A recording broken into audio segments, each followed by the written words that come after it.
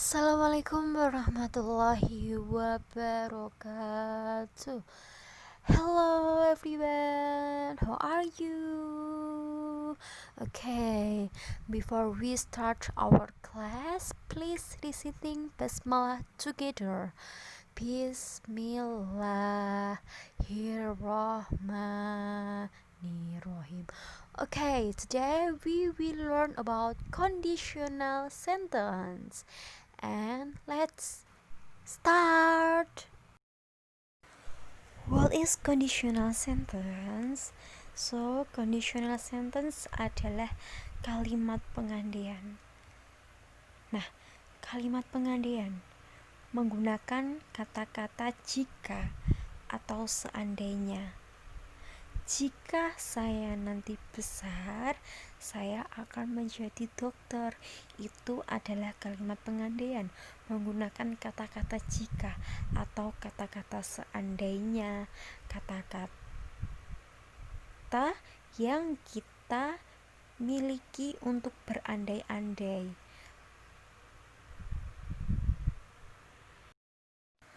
Conditional sentence have 4 types. Type 0, type 1, type 2, and type 3. Okay, I will explain one by one. The first is condition type 0. Jadi ini adalah real condition atau kondisi yang pasti terjadi atau kebenaran umum. Nah, di sini ada rumusnya menggunakan if plus simple present plus simple present. Nah, kalian pasti masih ingat rumus simple present yang sudah pernah diajarkan, yaitu subject plus verb when s or es. Nah, itu adalah rumus dari simple present. For example, atau contohnya, yang pertama, if ice melts it become water.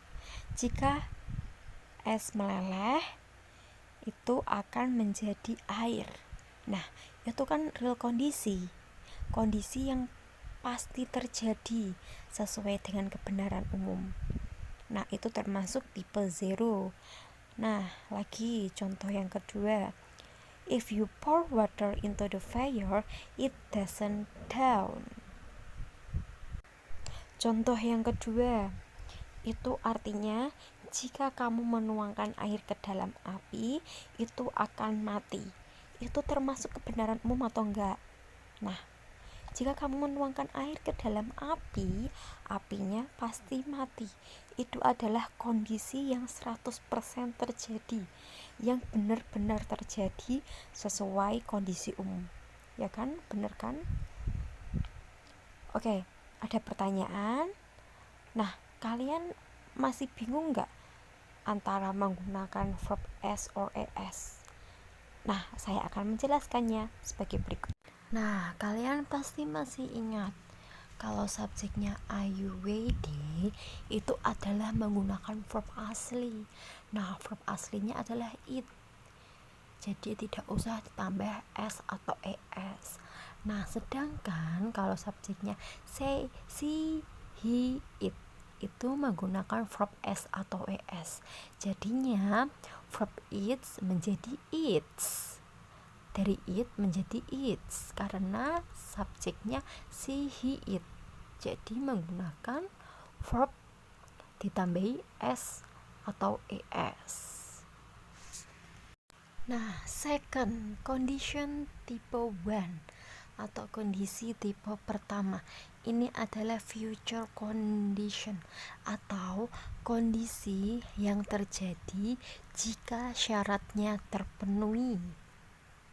Nah, di situ ada rumusnya if plus simple present plus simple future.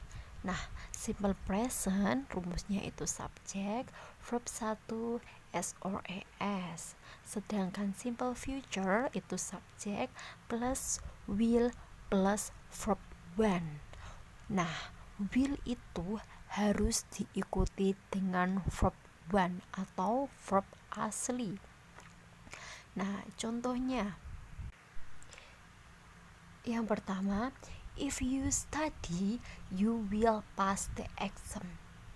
Nah, jika kamu belajar, kamu akan lulus ujian. Itu adalah kondisi yang terjadi jika syaratnya terpenuhi.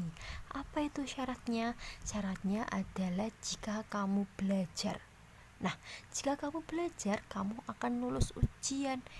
Itu adalah kondisi yang syaratnya terpenuhi. Syaratnya kamu belajar. Nanti kamu akan lulus ujian. Nah, kayak gitu. Selanjutnya, contoh kedua. If it rains tomorrow, I will take a taxi. Nah, jika besok hujan, saya akan menggunakan taksi. Nah, itu adalah kondisi yang terjadi jika syaratnya terpenuhi. Apa itu syaratnya? Jika besok hujan, saya akan naik taksi. Nah, itu kan kondisi jika syaratnya terpenuhi. Jika besok hujan, tapi kalau tidak hujan, jadi saya tidak jadi menggunakan taksi. Nah, itu penjelasan condition type 1. Nah, selanjutnya the third is condition type 2. Condition type 2 ini adalah kondisi yang bertentangan dengan kondisi saat ini atau kondisi sekarang. Contohnya, jika saya di Jakarta, saya akan bertemu dengan Joko Widodo. Nah, jika saya di Jakarta, saya akan ketemu dengan Joko Widodo. Tetapi faktanya saya di rumah, jadi saya tidak bertemu dengan Joko Widodo. Nah, itu adalah kondisiku saat ini yang bertentangan dengan sekarang, atau kondisi yang bertentangan dengan kondisiku sekarang ini, kayak gitu. Nah, rumus dari tipe 2 itu adalah if simple past atau subject plus verb 2 plus would plus verb 1. Contohnya, if I found her soon, I would send him to her.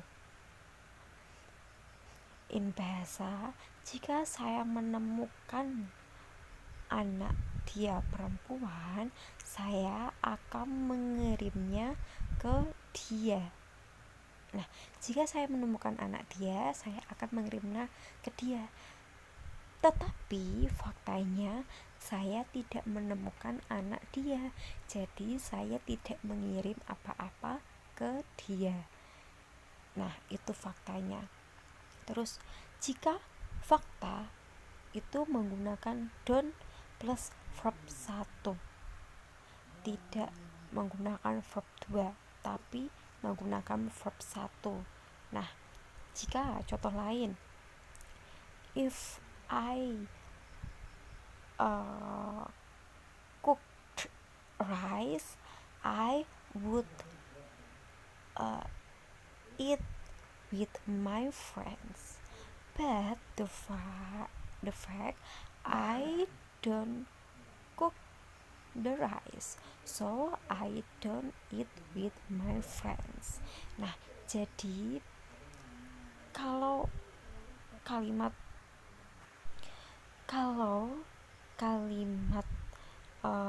positifnya itu menggunakan verb 2.